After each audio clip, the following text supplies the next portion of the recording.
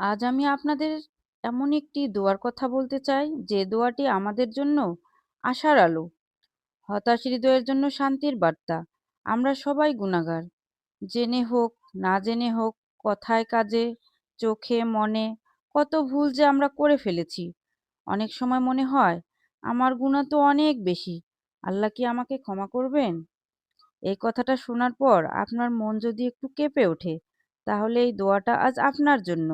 হাদিসে এসেছে, একটি ছোট দোয়া আছে, যেটা যদি কেউ খাঁটি মনে পড়ে, আল্লাহ তাআলা তার ৯০ বছরের গুনাহ পর্যন্ত মাফ করে দিতে পারেন, যদিও তার গুনাহ সাগরের ফেনার মতো হয়।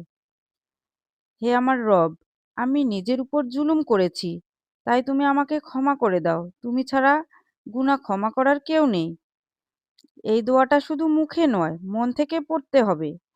চোখে পানি এলে, ভাঙা হৃদয় নিয়ে পড়লে, নীরবে আল্লাহর কাছে মাথা নত করলে, আল্লাহ কখনো তার বান্দাকে ফিরিয়ে দেন না। আপনি যদি আজ ক্লান্ত হন, ভেঙে পড়ে থাকেন, জীবনের ভুলগুলো আপনাকে কুরে কুরে খাচ্ছে, আজই এই দোয়াটা পড়ুন।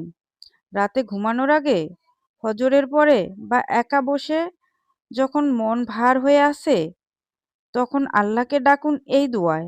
মনে রাখবেন, আল্লাহর রহমত আমাদের গুনাহের চেয়েও অনেক বড়। আমরা গুনাহ করি বারবার, আর আল্লাহ ক্ষমা করেন তার চেয়েও বেশি। আজ এই দোয়াটা নিজের জন্য পড়ুন, পরিবারের জন্য পড়ুন, আর প্রিয় মানুষগুলোর জন্য পড়ুন।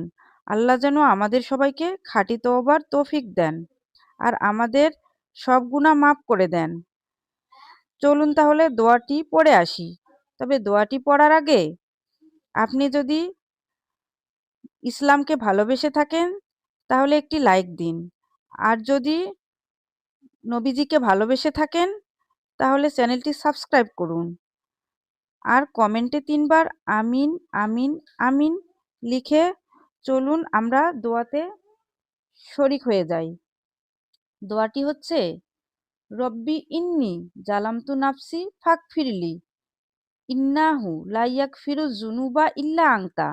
রব্বি ইন্নি জালামতু নাফসি ফাগফিরলি ইন্নাহু লা ইয়াগফিরু যুনুবা ইল্লা আনতা।